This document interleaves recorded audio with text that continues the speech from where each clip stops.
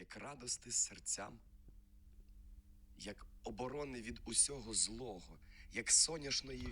Отже, зараз ми чули голос актора Олега Онищака у нашому великому проєкті «Антонича голос».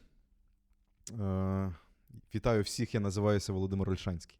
Це такий невеличкий вступ, про який я більше розповім далі. Отже, я є звукорежисером, я є продюсером аудіопроєктів у такому видавництві, аудіальному видавництві Audio Stories, офіс якого знаходиться у Львові, тому я приїхав зі Львова сюди, в Красногруду. Дуже щасливий, що я сюди потрапив, і трішки розповім про цей проєкт «Антонича голос», над яким я працюю тут. Отже, на початку ви чули голос і цю поезію Богдана Ігоря Антонича, який є головним героєм нашого проєкту. Нам вдалося записати десь буквально перед виїздом з актором в студії у Львові цю збірку поезії «Велика гармонія» Богдана Ігоря Антонича. І вже коли я приїхав сюди, тут я її змонтував, поскладав, і ми зробили якби такий перший реліз 5 жовтня до дня народження Антонича у 115-ту річницю цієї аудіозбірки. Отже, але насправді історія є більше ширшою, цікавішою, і привідкрию невеличке таке закулісся цього проєкту. Окрім того, що наша ціль і амбіція – це записати в аудіоформаті всі збірки віршів Богдана Ігоря Антонича, ми вирішили зробити такий акустичний, документально-художній, поетичний, музичний перформанс, за основою якого будуть саме звуки природи, слово, голос, музика, але про це зараз теж розповім. І насправді тут дуже цікава річ стоїть, яка буде мати основну таку лінію, яка буде в нашому проєкті акустичного перформансу, над яким я працюю в Красногруді. Отже, історія починається з містечка села Бортятин, недалеко Львова, де Богдан Ігор Антонич, після того, як він вже вступив в університет у Львові в 20-30-х роках, він там мешкав.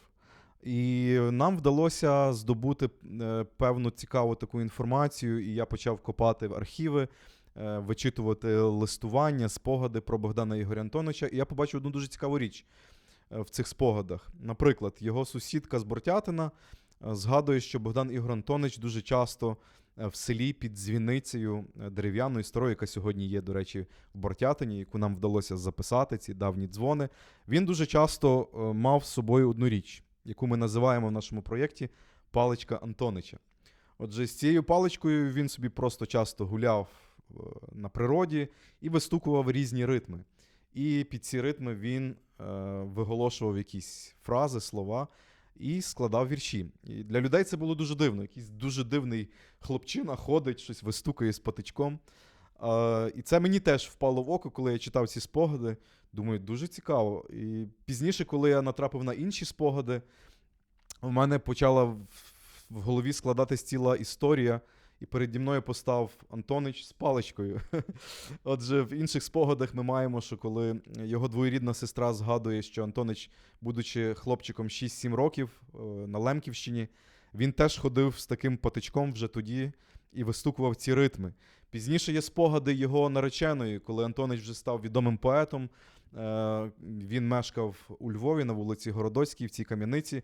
Він зранку вставав, брав таку паличку і ходив по своїй кімнаті, і теж вистукував ці ритми, і творив свою поезію. І виникла ціла ідея, якби записати, по-перше, місця Богдана Ігоря Антонича в Бортятині, звуки природи, різні звуки побуту, цю стару дзвіницю, старі дзвони. І пізніше виникла ідея поїхати сюди, в Польщу, і тут відтворити цей маршрут на Лемківщині, в якому знайти оці звуки теж Антонича в різних місцях. Наприклад, в Сяноці. І от оця паличка була здобута мною в Сяноці над річкою Сян. Там ростуть такі старі верби. Я думаю, що вони ще застали Богдана Ігоря Антонича, адже вони зовсім поруч, недалеко по тій вулиці, яка веде до школи, в якій навчався Богдан Ігор Антонич. І пізніше ми їздили в різні села, такі як Чертіж, такі як Волиця, де мешкала теж сім'я Антонича, в якому В тих селах теж мешкав і Богдан Ігор. І всюди ми збирали ці палички з різних старих дерев, які були недалеко старих церков, в яких служив отець Богдана Ігоря Антонича, отець Василь Антонич.